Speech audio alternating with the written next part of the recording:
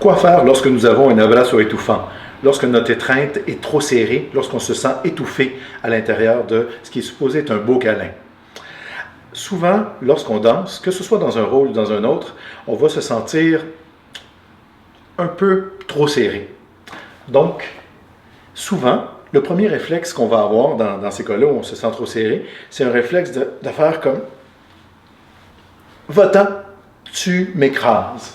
Sauf que si on se trouve avec quelqu'un qui est déterminé, parce que pour quelque raison que ce soit, on lui a dit que le tango c'était quelque chose de passionné, où on devrait serrer notre partenaire, puis ça arrive dans un rôle ou dans un autre, hein, qu'on soit homme ou une femme, c'est pas genré, cela, on est capable d'étouffer l'autre.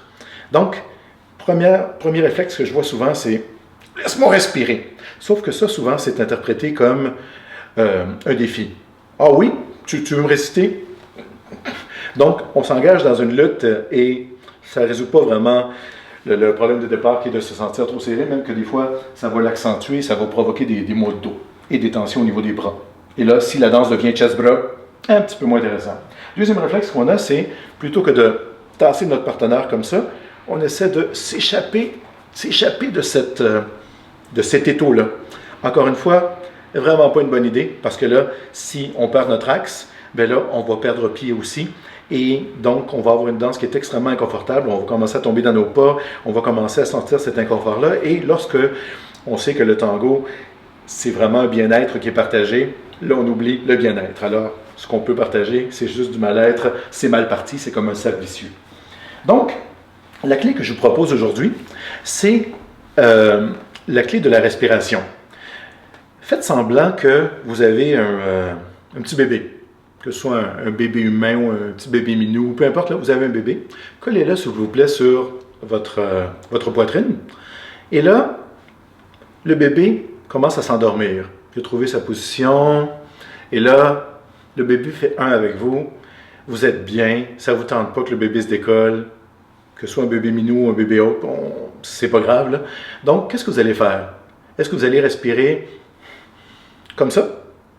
Non, au contraire, on va calmer notre respiration ici en avant. On ne va pas s'empêcher de respirer, mais mettez vos mains sur votre poitrine, calmez votre respiration en avant et continuez à respirer. La respiration, vous allez voir, n'est pas verticale. Vous n'êtes pas en train de faire en calmant, parce que sinon, le bébé il va se réveiller, il va vouloir se décoller. Qu'est-ce qu'on fait?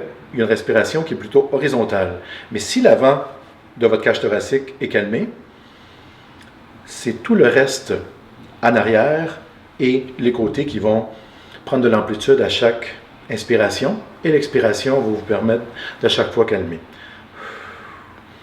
Si quelqu'un vous serre trop, c'est vraiment la clé que je vous invite à explorer parce que si quelqu'un vous étouffe et que vous calmez ici en avant, ce qui va se passer, c'est que l'air qui est dans votre dos, qui vous permet à vos deux grands dorsaux, qui sont les plus gros muscles de votre corps, de se gonfler, ça va être impossible pour quelqu'un de vous serrer. Alors, je vous invite, lorsque vous allez danser la prochaine fois, à faire le test avec votre partenaire. N'oubliez pas, exploration, exagération et exactitude. Donc, invitez votre partenaire à vous écraser et plutôt que d'essayer de vous déprendre de cette étreinte, donnez-lui de l'amour. Juste calmez l'avant de votre cage thoracique et vous allez voir comment votre dos va prendre énormément d'amplitude. Puis là, c'est vrai pour une femme toute petite qui danse avec un homme gros et fort que pour les hommes qui dansent avec les femmes passionnées. Donc, bonne exploration et à la prochaine clé pour vous.